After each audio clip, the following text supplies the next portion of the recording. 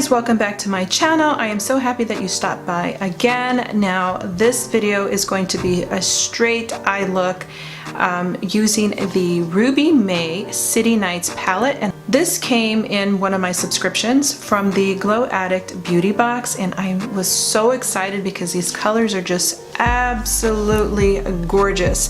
Now I know that a lot of companies are out there are kind of implementing these types of colors, but I really was intrigued when I saw this on Instagram. I was like, you know what, I need to get that beauty bag, and of course it came in right away, and so I am just so excited about these colors, and I thought maybe I would do a spring look just for you guys using just 3 colors. And so I hope that you will like this eye look that I did for you.